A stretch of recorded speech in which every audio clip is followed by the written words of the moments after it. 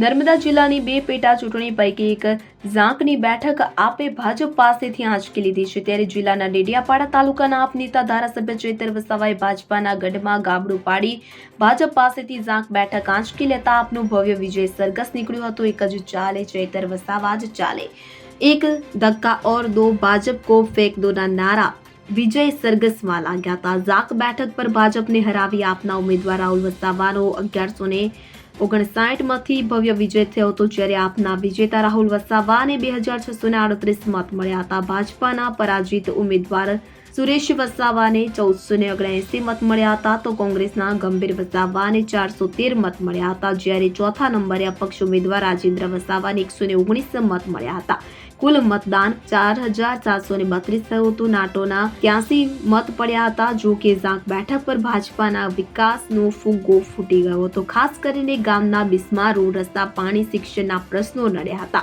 ભાજપની જીતેલી ઝાંક બેઠક જાળવી રાખવા ભાજપે એડી ચોટીનું જોર લગાવ્યું હતું। ખાસ કરીને મંત્રી ભીખુસિંહ પરમાર, સાંસદ મનસુખ વસાવા સહિત ભાજપાના દિગ્ગજ નેતાઓની ફોજ ઉતારી હતી। છતાં ભાજપની હાર થતા ભાજપ છાવણીમાં ચિંતાનો અને ચિંતનનો વિષય બન્યો છે। જ્યારે ઝાંક બેઠક પર એકલા ચૈતર વસાવાની આગેવાનીમાં આપે બેઠક આંચકી લીધી હતી। ઝાંક બેઠકના આપના ઉમેદવાર રાહુલ વસાવાનું વિજય સરઘસ નીકળ્યું હતું।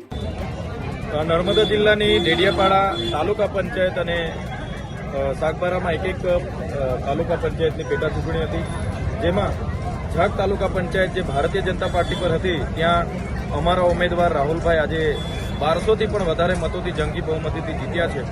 આ જીત એ ડેડિયાપાડાની સર્વ જનતાની જીત છે।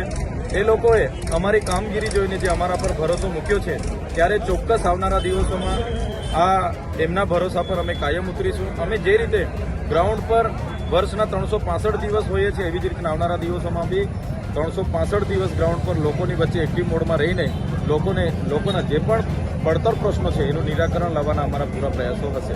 આ જીતનો તમારી પહેલી ચૂંટણી હતી સ્થાનિક સ્વરાજની, કયું પ્લાનિંગ હતું અને સાગબારામાં કઈ ચૂંટણી? અમે જે ધારાસભ્ય બન્યા બાદ લોકોની વચ્ચે અમારા કામો લઈને અમે જઈએ છીએ। અમે જે પ્રકારે લોકોની વચ્ચે સુખ દુઃખ હોય, અહીંની જે પણ નાની મોટી જે પણ પ્રવૃત્તિ હોય, લોકોની વચ્ચે ગ્રાઉન્ડ પર રહીએ છીએ, એને ધ્યાને રાખીને લોકોએ અમને મત આપ્યા છે। ત્યારે જે ભારતીય જનતા પાર્ટીએ પોતે હિન્દુત્વવાદીની વાતો કરે છે, છતાં આ વિસ્તારમાં જે બકરાઓ મારીને એમણે છેલ્લા 4 દિવસથી સાંસદ, એમના જિલ્લા પ્રમુખ, જે લોકોએ અહીંયા ખવડાવી પીવડાવીને મતો લેવાની કોશિશ કરી હતી, પણ લોકો એમને જાકારો આપ્યો છે અને અમારા પર ભરોસો કર્યો છે। અમને પૂરો ભરોસો છે આવનારા દિવસોમાં પણ તાલુકા જિલ્લામાં અમે સ્વતંત્ર લડીને નર્મદા સહિતના જિલ્લાઓમાં અમારી પૂરી બહુમતીથી અમારી બોડી બનાવીશું।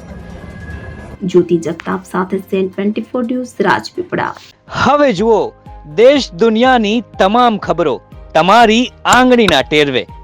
ઉઠાવો મોબાઈલ અને Google Play Store પરથી ડાઉનલોડ કરો અમારી CN24 ન્યૂઝ મોબાઈલ એપ।